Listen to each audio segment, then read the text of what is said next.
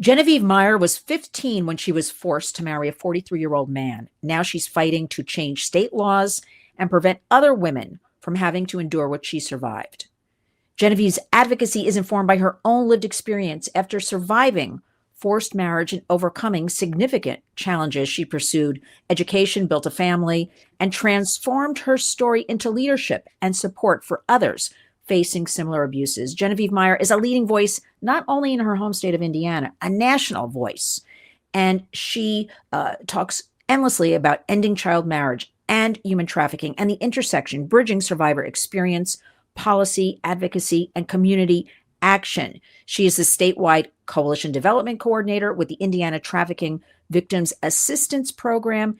In this role, she works very hard with law enforcement, social services, and community networks to combat human trafficking and push for policy and systemic change. She's also the co-founder and former executive director of the Resiliency Foundation, a nonprofit that helps survivors of child and forced marriage access services like legal help, mental health resources, housing, and community support.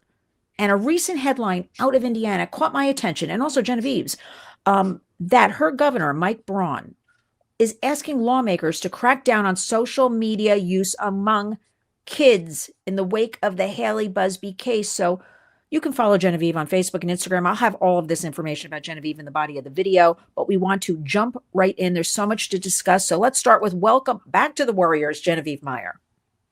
Hi, Lynn. Thanks for having me. Always a pleasure to be here. Absolutely. You have such a strong voice, and I'm just honored that you share it with us on the Warriors. Now, your governor, Mike Braun, is calling for stronger social media restrictions for kids. Let's start with, I have so many questions for you, from your point, your perspective as an advocate for child safety in Indiana and around our country. What is driving this urgency right now? And do you agree with his approach? And then get into, again, I'm throwing a lot at you. Who is Haley Busby? What is this case about? And let's just talk about it all. Go for it. Sure. So I'm going to start with the unfortunate catalyst for all of this. Hailey Buzbee was a 17-year-old girl who was out of Fishers, Indiana. She met an older man, I believe who's 39 years old, on an online gaming platform. They struck up a relationship. She left her house, I believe in the middle of the night, got into car with him, disappeared. There was a delay, it looks like. I don't have the insight on the case, but from what I'm seeing reported in the media, it looks like there was a delay of categorizing her as missing and endangered, and there was a delay in responding and putting resources towards finding her. This resulted in her death. So her body was found several weeks later. The person was arrested, and the whole community in the entire state and the governors as well as our legislators is, how did this happen? How do we prevent this from happening again? And so that's the catalyst that has brought about this conversation. Let's talk about, because before we started, I mentioned to you that February, this month, is Teen Dating Violence Awareness Month. This may not exactly be with Hailey Busby. It's a terrible case, and prayers for Hailey and her family. Meeting somebody online, right? Let's talk about that connection. We have to talk about this every single day. The connection between social media, exposure, and the risks of trafficking, exploitation, grooming that you work on every single day. Yes, absolutely. Technology is moving faster than any of us can keep up with. No parent or caregiver can keep up with every app and everything that's going on. And a lot of them are afraid and they feel a little helpless as far as, how do we keep our kids out of the hands of people that want to cause them harm. Also, on the other side of a law enforcement social service response, we're responsible for responding to these cases. And it really is a multifaceted area that we need to address. We need to have better preventative education in schools. I know that's some of the things that they're talking about the State House right now, is a lack of funding for prevention education and online safety education. So it's mandated that our schools are supposed to provide this education, but there's not the funding or the how to do it. So oftentimes it is either very minimal or doesn't happen at all, which is unfortunate. There are great curriculum available. The National Center for Missing and Exploited Children, they have NetSmart. I'm a NCMEC partner. I provide that prevention education in schools. It's always great to have that conversation, because the reality is that's where the predators are hanging out, right? It's not at the parks, it's not at the malls, it's in the online spaces that our kids are hanging out with. They're looking for them and they're lurking around. teens are lured online. So it can happen in every community. If your child has access to the internet, the world has access to them. And so back in the day, especially in our rural areas and sleepy little towns where we don't lock our doors, we were able to feel relatively safe that if a kid went missing, they're on foot, we're looking for a hidden boyfriend or girlfriend or a party in a field somewhere. But the reality is these perpetrators are coaching the kids to stage it to look like a runaway because they know that law enforcement responds slower and they have more time to get the kid out. And this is a conversation and an adjustment that we really need to our systems is just acknowledging that this is the reality, right? So I think every kid should be treated as missing and endangered when they are missing.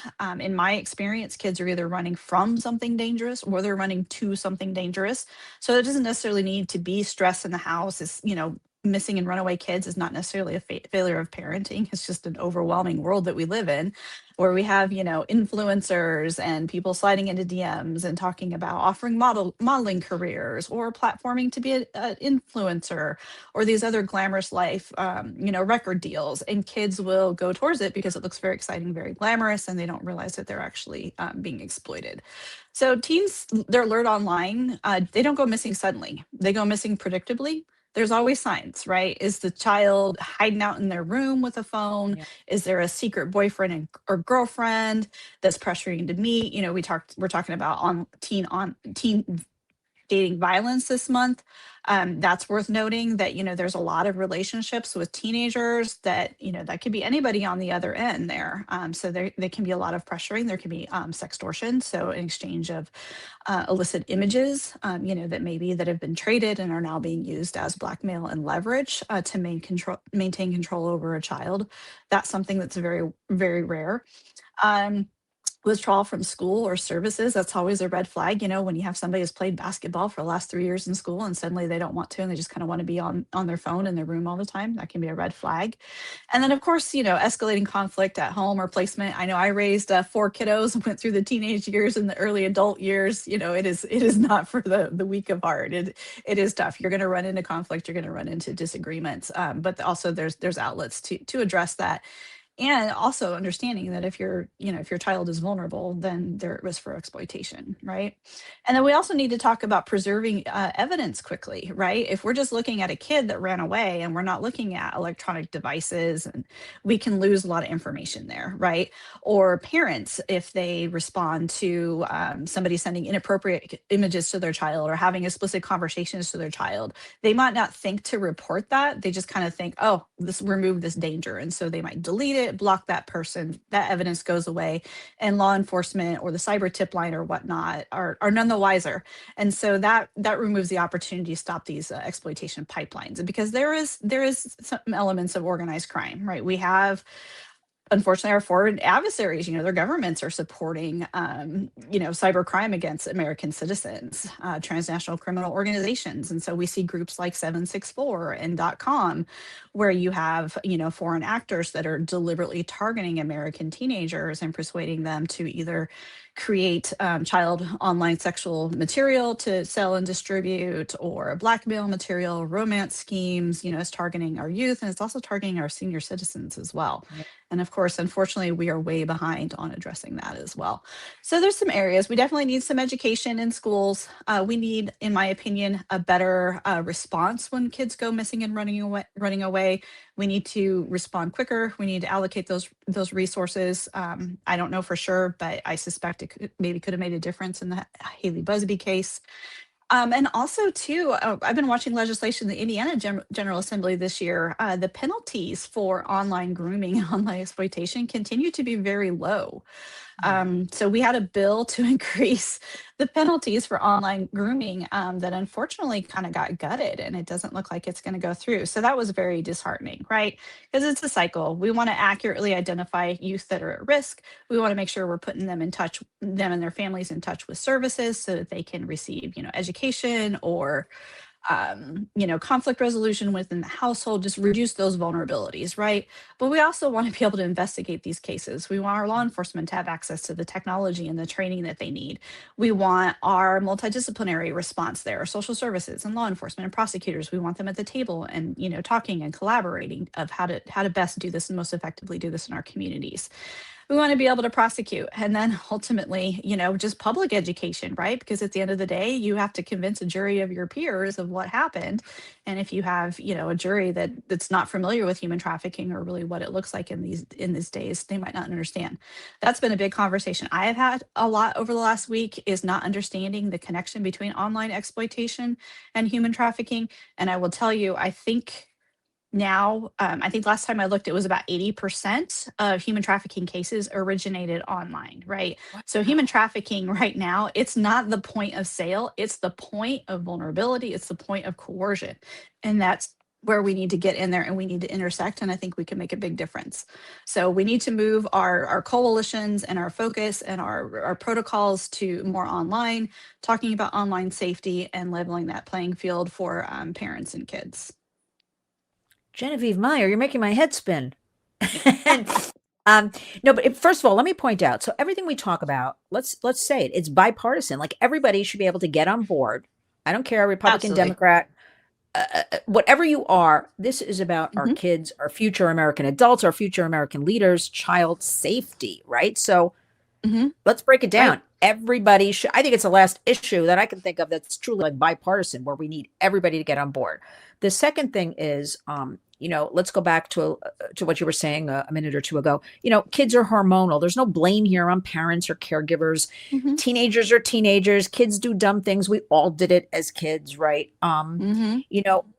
The idea is providing resources, providing help, providing just discussion. So, you're not alone in all of this. We are all in this digital internet bubble in this world. Now, you've pointed out so many, I think, easy things to attain. Education in the schools, that should be a no brainer. Because I'm hearing constantly, no money, no money, no, resources for this, no funds for this. Shouldn't this, again, maybe this is a crazy question. Why is this not a priority? Do we understand? We have studies. We have, we have so many good people working on this. We have ethical tech people working on things. We know what needs to be done. What is the holdup? Seriously, what is the holdup in all of this? Because it's only escalating and getting worse. What's going on? 100% it is. And I wish I knew the question to that. Improving outcomes for missing children and online exploitation is not about new programs. Often it's about just aligning the ones that we already have. And when systems work together, kids don't have to navigate safety alone. Parents don't have to navigate that alone. It's just a matter of connecting them, cooperating, and providing access to those services and those resources. Yeah, I don't know, but we're going to keep pushing forward on, Hmm. we've got to implement these programs that are here. The solutions are here. And also something Hmm. I've come across is, again, I've been doing a lot of work here in New York City on teen, dating, the Safety Awareness Month and all that. And parents have Hmm. said to me, oh, well, they don't really understand that because they think they don't see a bruise, like an actual black and blue mark or something like that. They think their child's at home in their room, perhaps, safe. When we know, as you just pointed out, it's probably higher, Genevieve, than 80% of trafficking happening online, right? Because Hmm. what we know, it's always higher because a lot of this is kind of mysterious, some of the stats. Hmm. That's a large number. So parents have to understand, like, they could be at your kitchen table, your child, on their Chromebook. They could be in their bedroom on their iPhone. That's where the predators are, wherever the kids are, right? The teens, that's where the predators are. So we have to just keep speaking out about this every single day. The other thing I come across is here's what I come across: critics. I don't like that word, but I'll say those who oppose the way we speak, right? Which is truth. We have a lot of Hmm. facts behind us, truths, lived experiences, right? They argue constantly about this free speech and parental rights concerns and, keep the government out, the nanny state. I can't tell you how many people write this to me when I post something about Kids Online Safety Act, how they attack. Hmm. How, in your opinion, how are we going to balance protecting children with preserving personal freedoms? Because I'm just going to say, I'm going to jump in here and just say, I think we've reached critical mass, and like we have to take a hard line and jump in there and do something. Like we're too late already on a lot of things. We got to do it. 2026 is the year. What do you say about all this personal freedom and First Amendment rights and all this stuff? Mhm. Well, working in the space of ending child marriage, this is not an unfamiliar conversation that I've had, right? It's, parents can make decisions about their children, But I think it boils down to the other safety things, right? We, as parents and caregivers and legislators, we have determined that children need to go to school for a certain amount of time, or there's consequences. There was a lot of people that were dying in car accidents. So we did some research and we discovered that seatbelts and airbags and speed limit laws were effective in reducing those fatalities. That's not a real complicated thing. That's not taking somebody's freedom. That's like, hey, we're going to protect you. Kids, there's a minimum age to drink. There's a minimum age to smoke. There's certain spaces Yeah. that you're not allowed to go into. So I think when it comes to online safety, I think what we're just asking for is those guardrails, is, a form of accountability right now, because that's what's really missing is, some of these organizations and companies can just, go all the way to the bank at the risk of our kids. So I'd like to use an example of this. If my kiddos go down to a liquor store, I'm going to be pretty confident they're not going to be let in, right? Because they're underage. But if they are let in, there's going to be somebody I'm going to be able to hold accountable, and there's going to be some legal repercussions there. And we're just asking for the same thing in the digital space for our kids. Wow. I mean, it's a perfect analogy. I even throw in like bicycle helmets. Everybody went crazy Hmm. about, your kids have to wear bicycle Hmm. helmets. Yet with Hmm. this issue of, online devices and opening up, I like to say opening the front door, letting strangers in your home, which most of us don't do. I don't know about you. You got to start locking doors wherever you are. I guess because I'm from New York and like New Jersey area, we always lock the doors, but we all got to start Yeah. locking the doors. But it's really the internet is the world and allowing it in. And we just don't do that, right? So, but why with Hmm. this issue? Everybody thinks if the child's quiet or otherwise, just there in their room or something, that they're okay when we know they're not. When you talk with survivors, right? What what are they saying to you? What's the landscape today? Have you been talking about any of the online issues with anybody and how they were perhaps groomed or fooled or because I just had a communication with somebody early this morning and she said to me, and she's now a 40-year-old woman who was through that whole Epstein chain. Okay, that's for another program. And she said to me, her parents never talked to her like about what's appropriate and what's not, and Hmm. she was going into the art world in New York City. Like she didn't know. And then by the time she was in it, she was too embarrassed. She didn't know what to do to come forth. So she'd rather Hmm. bury it. And only Hmm. recently she's realized like what was done to her. What do they share with you that you want to share with us? Sure. So, a few things. Having conversations with your kiddos is super important. And I'm going to plug it again. National Center for Missing Exploited Children. They Yeah. have guides and infographics on how to have these challenging conversations with your kiddos. Because these days, it's not a matter of if, it's a matter of when something weird is going to happen. And if your kiddos feel comfortable coming and talking to you about that, and you know how to appropriately respond and know how to appropriately report that, that's going to make a significant difference, right? But it's interesting that you bring this up because I've been hearing about that quite a bit. I've been hearing about it in two ways. I have been coming across young adults who are victimized as children, and their parent and caregivers didn't know how to respond to it. They weren't aware of any kind of resources to help them navigate it, and they weren't sure how to report it. And even if they did report it, prosecutors and law enforcement didn't necessarily know how to investigate that, right? So they're still carrying this violation that's happened to them and haven't been able to have any path to justice for it, and are now as adults looking at their options if they can explore a path to justice themselves, which in many times they can't. Secondly, our college campuses. So, our colleges, our universities, this is something that they're starting to see because that's the kids that are coming into the colleges right now. We're victims of sextortion. We're victims of online blackmailing. We're pressure to do things that they weren't comfortable with, having inappropriate relationships with older people and being manipulated. These are all things that many of our young adults experience, at age 14, 15, 16. Nobody was talking about it. There certainly aren't any resources, and it's the same thing with, sexual violence or domestic violence. You always think you're the only one until you find out how prevalent it is. So I've had a lot of universities come to me recently, acknowledging that they have these kids in their class and they don't have the resources to address it because it's still so unknown and a world that hasn't been well navigated. So I think that's another conversation we need to have with like our Title IX coordinators on campuses, our counselors, our mental health for our students, is taking a look at them and making sure that they understand, what's been happening in the online space over the last, 5, 8 years. Yeah. And Genevieve, I'd like to see you go to like every college campus and just lay it out and talk. And maybe I do. And no, but like I'm talking about like every college, every campus across America. Um, because that, and now I'm going back to this teen dating violence, but we also have about 45% of college age women are reporting they've experienced, violence in a relationship. So again, that number is Mhm. probably 50 plus. Like this is something that, again, I'm a broken record here, Genevieve. Like this is critical and Mhm. crucial. We cannot be sweeping this under the rugs across America. Um, the good news is, though, with the hope, there are a lot of young people, like 30 and under, that I've met who are forming coalitions that are angry now because they realize, like, they grew up in this digital bubble. They were used as guinea pigs, as they tell me. They are speaking Mhm. up and out and trying to, talk to their peers. They are doing silent protests. They are really trying hard. Get off the devices a little bit, even if it's one day a week, and share that Mhm. message. So at least I feel like more people are talking about it in 2026, more young people. We have more legislators. Let's go back to your state of Indiana. What would you like Mhm. them to do right now? Like what do you want them to plug in your dream world to help with all of this? Is there something in the works? So she just pointed out like they don't have the funds, usual story we hear with everybody. What needs to be done right now in your state? Sure. So a few things I would like to see tougher consequences for adults that are grooming children online and having inappropriate conversations with them. I think that is a simple thing to move through.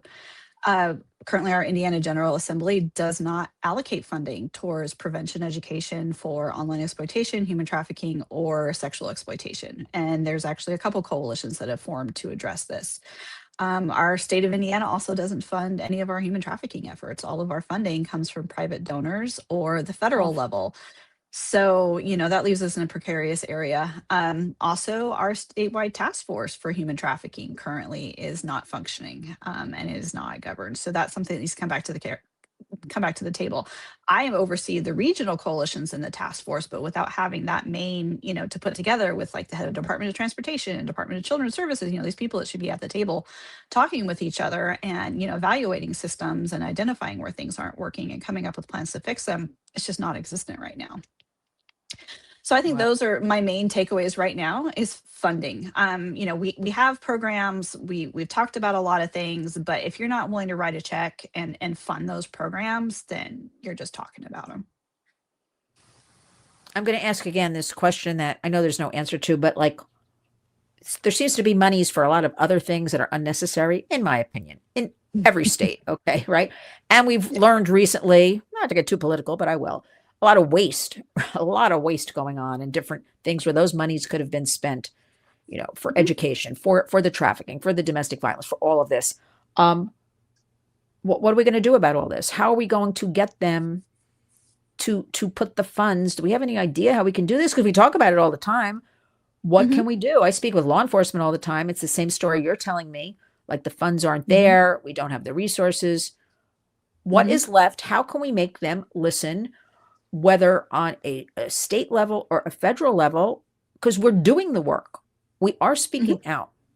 What do we Mhm. have to do next? I don't know what we have to do.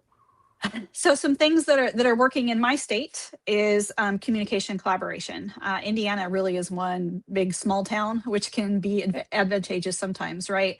So we've recently established protocols. I piloted them in a couple of regions. They're going well. So kind of everybody else across the state wants to adapt that for their Okay, region. good. So Good. rather than just a document of this is how we respond to cases, it's more of not only is this document and guidance here, but we're also going to identify who the stakeholders are. We're going to have conversations with them. We're going to make sure they're plugged in and connected with the other ones. And then we're going to make sure that we're communicating across counties, right? Because crime doesn't stay in one area. You have to be able to Mm. cross those county lines. So understanding your lane and how you can be supportive and collaborative with people in different lanes, whether that's local law enforcement, federal law enforcement, what additional resources are there, working with social service providers, working with prosecutors. You really need to have everybody at the table working together and constantly evaluating what's working, what's not working. Secondly, a lot of feedback I've gotten from legislators is they simply aren't aware of the situation. So in my case, we have over 300 legislators. It would take me a minute to talk with all of them. And let's not assume that they know that these things aren't being funded. Let's not assume that they know how significant that the problem is. Let's make sure that we're pulling that information together and we're talking to them about it. And another thing that I try to do is rather than just raise the alarm of a problem, but frame, here's the problem and here's a couple possible solutions. I Mhm. find that legislators respond really well to that. And it opens that door for conversation of really looking at, this is the problem and here's some possible solutions, and let's roll up our sleeves and get to work on it. Yeah, I want to go back on a few things. Mhm. No, I don't want to go back. I want to talk to you about the big tech companies. Oh no, I was going to go back. My mind is spinning. Um, Mhm. you have such good information and you're doing the work. First of all, this, ending demand, holding those accountable who cause harm, more law enforcement, prosecutions, all of that. We need to put so much more Mhm. emphasis and work into that, right? Like we know that Mhm. needs to be done. But now let's switch it up to Mhm. the big tech companies. We've been working, I think we're into our fifth year with the Kids Online Safety Act on a federal level, right? Mhm. Tough one, bipartisan again, right? Mhm. We just had the Defiance Act, right? We Mhm. have so many different things. What do you see going on with all of this, right? Because when we had Well, the Take It Down Act signed into law back in May, right, in Washington, mhm. I thought that was going to be a real door opener. Like we would just kind of domino effect and get a lot more. And then we came Mhm. up against a lot of roadblocks. Where do you see all this going? What's happening? What do you think on your end? Sure. Well, some positive momentum I'm seeing is people are looking at it less as an encroachment on personal freedoms and more from a consumer protection avenue. All these online platforms, gaming platforms, digital platforms, they're products, right? They are products that people are using.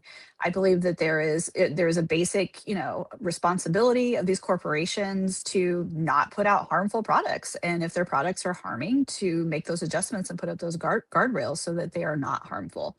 And so I think because it's a digital space and it moves so quickly, sometimes it can be hard to keep up. But I think continuing to move towards with the consumer protection side of it, I think is really helpful. And also accountability. No corporation or business is going to willingly, slow their Right. profits or slow their growth if they're not having to face any accountability. They're just going to keep charging ahead and maybe not be as concerned about the repercussions. And we've seen that. We've seen a few whistleblowers at some of the tech companies come forward. I think there's even been a few books been written, where they've literally had these conversations of, not really caring in the way that they should, the harms that their products are causing, right? It was similar to what we saw with big tobacco. Yeah. Big tobacco back in the day, they hired their own researchers. And they wanted to know exactly what they were up against, and they just kind of slowed the government in responding to that and putting up those parameters. And so now, we have labels on cigarette packs and we can't market to kids and whatnot. And social media is fun. It's a great place to learn and connect. And, the internet is great, but it can't just be completely unchecked with absolutely no recourse for parents or people that have been injured, to seek justice and to at least have their experience validated. Yeah, and I want to bring up we are pro tech. We're not against Mhm. tech. Tech is our world, right? We live in a Mhm. digital world. None of this is Yep. going away. It's just Mhm. building. We're sitting on AI right now. That's for another program. But we want tech safety for Yeah. children and for all people. And I don't think that's too much to ask. But again, until big tech, until there's accountability, until they're forced into perhaps this sunset section 230 legislation that has been introduced. Maybe we'll go somewhere there. But what is Mhm. taking that piece of legislation is 30 years old. And there's been like basically nothing done with it in 30 years. Like we have to, we're in a different world now. Take action. Let me let's finish up with give us an update on child marriage, child brides. What can you share with us about that? Because when I bring this subject up, Genevieve, to anybody, they always say, that's not true. I don't believe you. What are you talking about? California, when I bring these different, Mhm. what's the update on all? Sure. So, in a 20-year period from 2000 to 2020, there were identified of over 300,000 minors that entered into marriage, many times with a much older adult spouse. And I will say those numbers are drastically higher than what's been reported in the human trafficking hotline, right? And look at all the education and the legislation efforts we have towards that, and we don't towards child marriage. I will say child marriage is now being placed in the category along with trafficking exploitation. I think it should be there. It should have been there all along. So that's been helpful. And then also Tahari Center for Justice, which is an organization I work with and I contract with. We did receive funding through the Violence Against Women Act. That's the first time any kind of child marriage work has been funded through the federal government in the United States. And so we did a survey. So we sent that out to all OVC, Office of Victim of Crime, funded organizations, so domestic violence and sexual assault treatment centers and whatnot, and just asked them, do you think you're seeing victims of child marriage, right? Because we've just barely started this conversation of identifying victims. And if you do have victims, do you know how to respond? Do you have resources around there? So we gathered all that information and just kind of took the general national temperature to see where things were. And then we took that information and we got to work. So we've done, in the last couple of years, we've done several webinars. We've done guides for service providers to identify and support victims of child and forced marriage, as well as providing technical support. So that is huge, right? Because at the end of the day, even if we change all the laws tomorrow, we're still going to have a lot of victims out there. We're still going to have a lot of people that need services, need understanding, just need compassion and validation for what they've been through. We also still need some laws. A few things at the federal level. We still have that spousal visa loophole. You have to be 21 to petition for a parent or an uncle to come over from another country. There's no minimum age for an American citizen to petition for a spousal visa. And we have seen American children trafficked for their visas to bring people over into the United States. So that is wrong. That is exploitation. It's also a national security risk. So I'm actually surprised that that's not being more taken seriously. Some of the states I'm watching this year is we have California, that is super progressive and they do all the right things. They have no minimum age for marriage. Right? California is where I was born. I wasn't married in California, but that's where my perpetrator was. And, all these years later, there is no minimum age to marry. There's been some legislation to, take a peek at the problem, but there's not any reinforcement there. So California is just in complete denial. And there's some really great, brave activists and survivors out there that are tirelessly showing up and trying to move that legislation there. In my neighboring state in Ohio, currently the minimum age to marry is 17, and they have legislation moving through to go ahead and move that all the way up to 18. A similar thing happening in Kentucky. Indiana, unfortunately, still lands at 16. I had somebody just ask me the other day what the difference is between having the age of consent for sex at 16 and having the marital age at 18. And my response is sex and marriage are completely different things. Right? If you're in a marriage, it's really hard to get out of it. You can't go rent an apartment and sign a lease. You can't open a bank account. There's so many things that you can't do, even though you're seen as an adult and you can't access resources. So, sexual consent, age of sexual consent and marriage are very, very different things, and they're not the same. So I'd like to see some action in my state. I try every year, maybe next year. But that's kind of what it's going to happen. No, it's going to happen. It's going to happen because you work too hard on this issue. And once people really understand it, like really, and get it, change occurs. Give us some final words. What do you want to finish up with? So I would love any other people working in the human trafficking space, having anti-trafficking coalitions or task force in other states, please acknowledge and include child and forced marriage in your framework as far as when you're talking about identifying victims of trafficking exploitation, responding to those victims of trafficking exploitation. Please include that there.